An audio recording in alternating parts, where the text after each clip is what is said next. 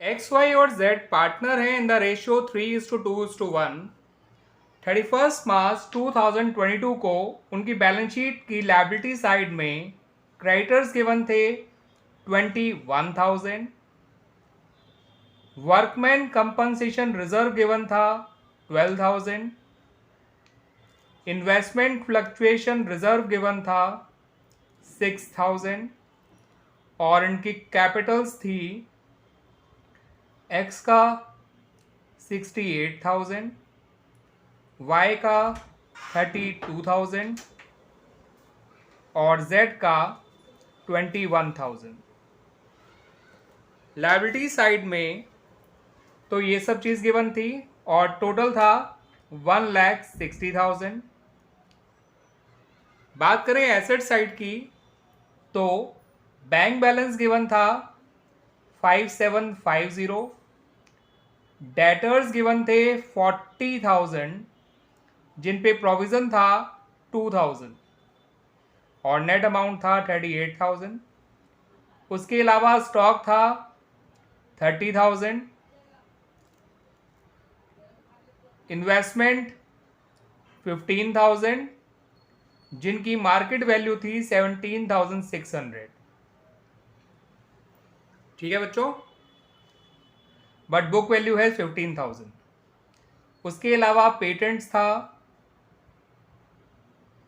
10,000, machinery 50,000, goodwill 6,000 और advertisement suspense 5,250 और total 1,60,000।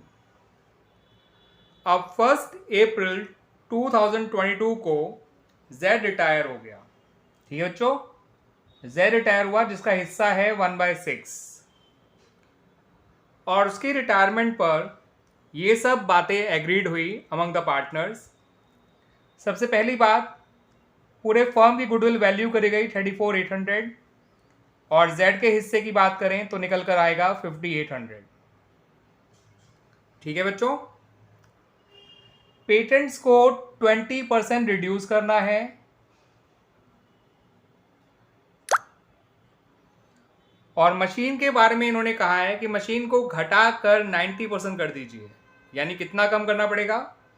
10%, क्योंकि मशीन के बारे में कहा है कि उसे रिड्यूस टू 90% कर दीजिए। रिड्यूस टू 90% का मतलब होता है कि हमें उसे 10% कम करना पड़ेगा। घटाकर 90% कर दीजिए, यानी 10% कम कर दीजिए। प्रोविज़न फॉर बैड डेट्स के बारे में कहा है कि वो 6% ऑफ द डेटर्स होना चाहिए। जो कि डेटर्स हैं आपके 40,000, उसका 6% निकालेंगे तो बच्चों आएगा निकलकर 2,400 और पुराना प्रोविज़न है 2,000। इसका मतलब आपको प्रोविज़न और इंक्रीज करना होगा बाय ₹400।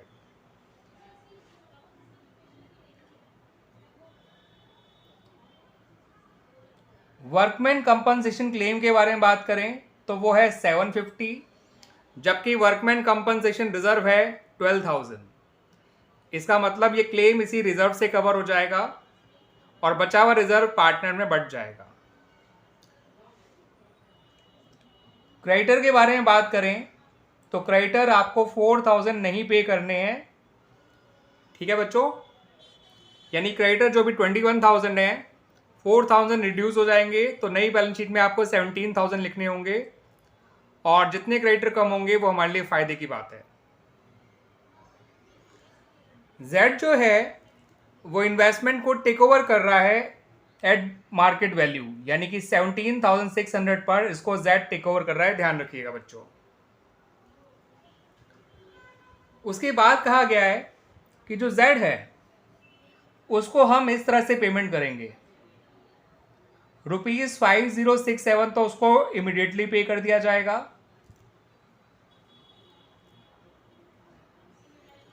और जितना बैलेंस बचेगा उसका 50% हम विद इन 1 ईयर पे करेंगे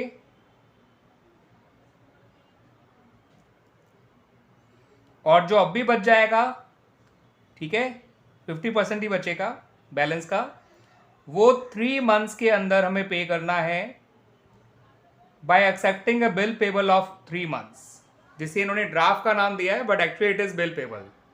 ठीक है बच्चों, तो ये है आपका कुछ क्वेश्चन या क्वेश्चन की सारी इंफॉर्मेशंस। और आपसे कहा गया है कि जर्नल एंट्रीज बनाइए for the treatment of goodwill and prepare the revolution account, partners capital account and the revise balance sheet of the new firm. तो ये सब चीज़ें आपसे मांगी गई हैं। यहाँ पर मैं एक चीज़ आपको और बता दूं बच्चों कि आपको एक्स और वाई का नया रेशियो गिवन नहीं है, तो एक्स और वाई का नया रेशियो 3:2 ले लीजिएगा, वही इनका नया ratio as well as gaining ratio हो जाएगा। क्लियर बच्चों? तो इस तरह से हमारा ये क्वेश्चन इंफॉर्मेशन जो क्वेश्चन की है वो कंप्लीट हो गई हैं। तो आइए शुरुआत करते हैं विद द जर्नल एंट्रीज। और हमें केवल 2 ही जर्नल एंट्रीज बनानी होंगी रिलेटेड टू गुडविल।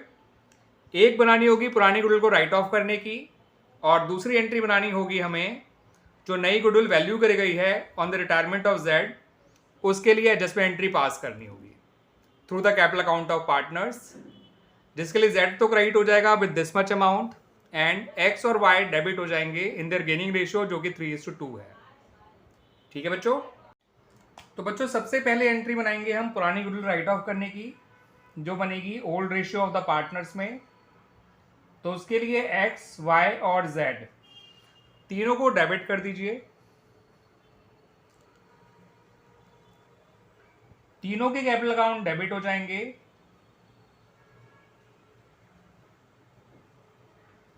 और गुडविल अकाउंट क्रेडिट हो जाएगा। और जो पुरानी गुडविल थी दैट वाज ₹6,000।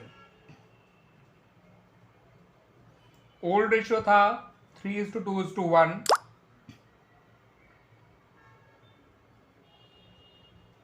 तो 3000 से x डेबिट होगा, 2000 से y डेबिट होगा, 1000 से z डेबिट होगा और गुडविल अकाउंट क्रेडिट हो जाएगा विद ₹6,000। ठीक है बच्चों? अगली एंट्री की बात करें तो वो गुडविल के लिए जो गुडविल वैल्यू करी गई थी उसके लिए एडजस्टमेंट एंट्री है। आप x को और y को डेबिट कर दीजिए, x और y के कैपिटल अकाउंट,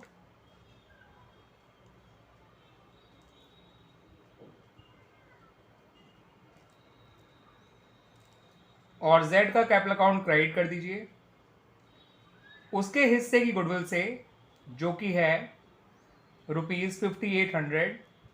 3:2 में बांटेंगे तो 3480 और 2320 आ जाएगा। तो ये 2 जर्नल एंट्रीज मांगी गई थी, पहले पुरानी गुडविल राइट ऑफ करने की और दूसरी जो नई गुडविल वैल्यू करी गई थी on the retirement of Z, उसके लिए आपको ये एडजस्टमेंट एंट्री बनानी थी बच्चों। अब बात करते हैं बच्चों रिवोल्यूशन अकाउंट की। तो रिवोल्यूशन अकाउंट में पेटेंट्स में नुकसान हो रहा है 2000 का, 10,000 का 20%, वो आएगा रिवोल्यूशन अकाउंट की डेबिट साइड में।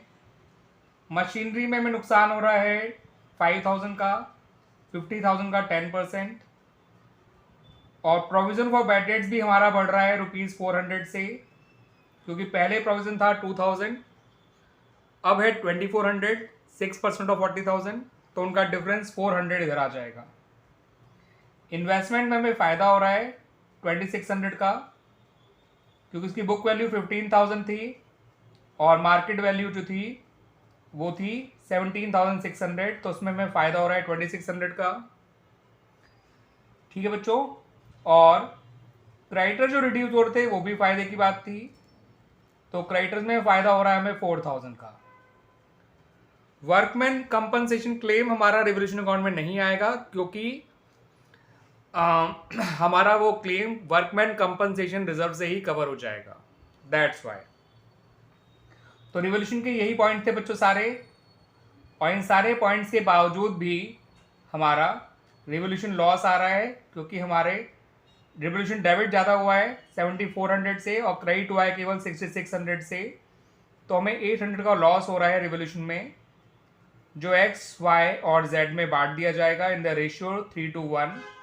एक्स का तो आ जाएगा 400, वाई का आएगा 267, जेड का आएगा 133। ठीक है बच्चों? तो इस तरह से हमारा रिवोल्यूशन अकाउंट तो हो गया complete. Now come to partners capital account.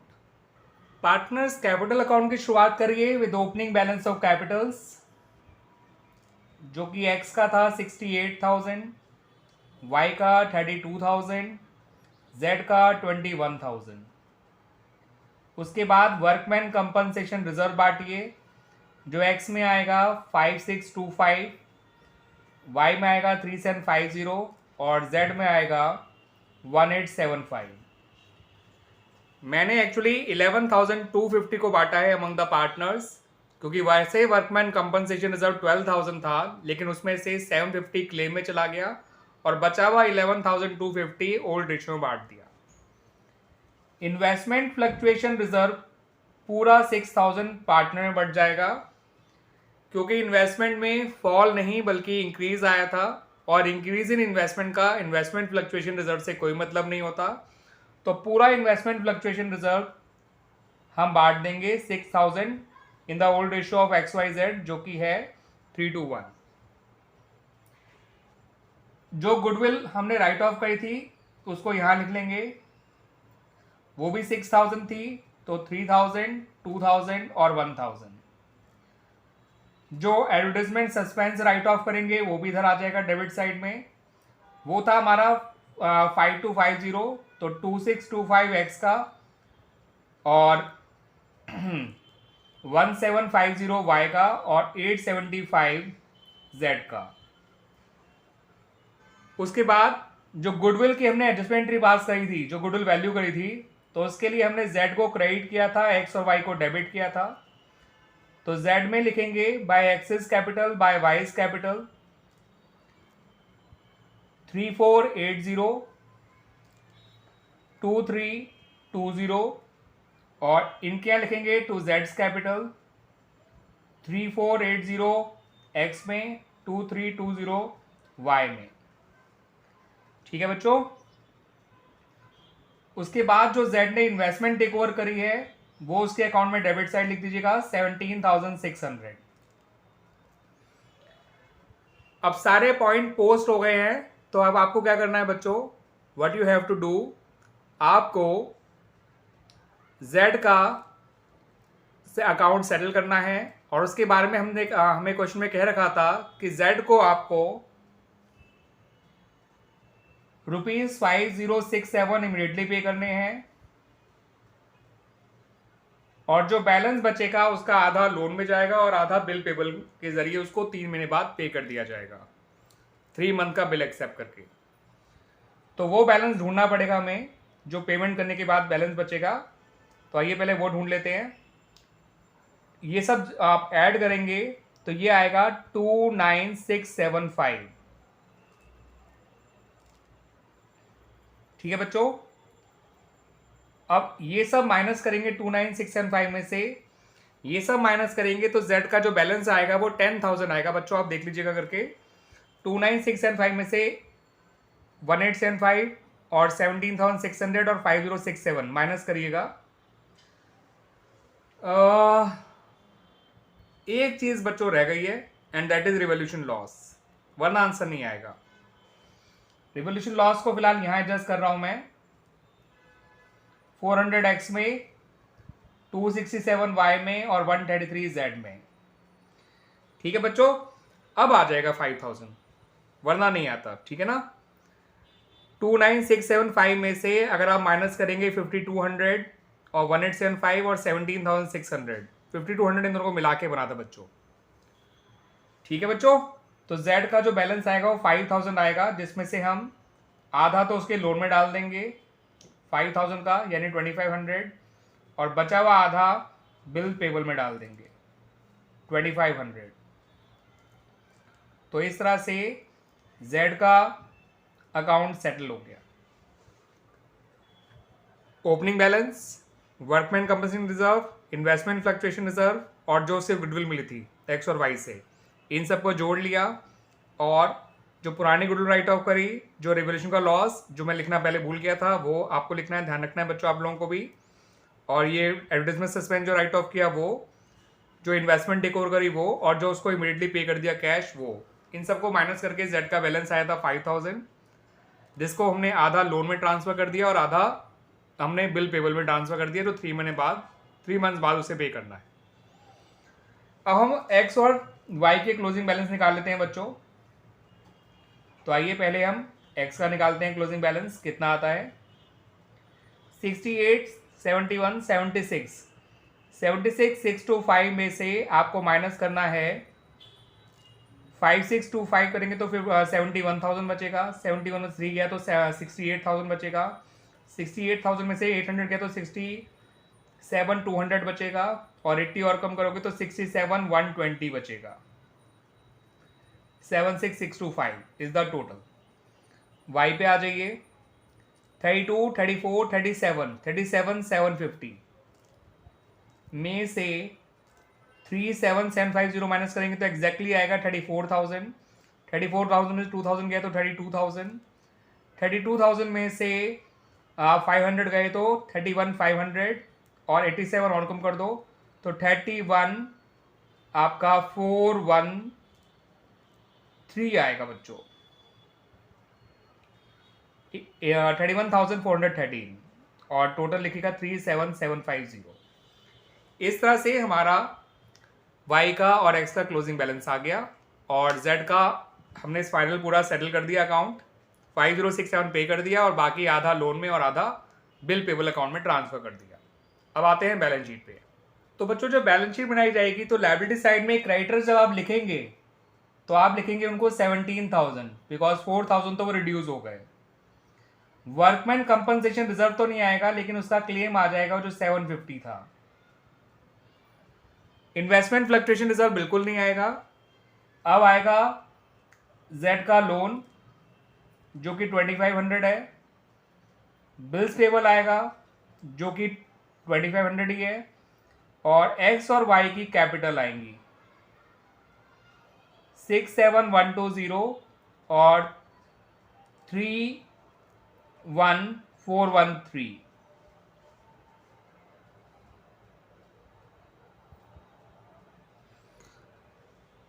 Asset side में बैंक में से आप 5750 में से 5067 माइनस कर दीजिएगा।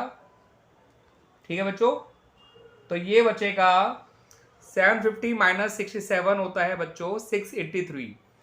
तो ये 683 बचेगा केवल।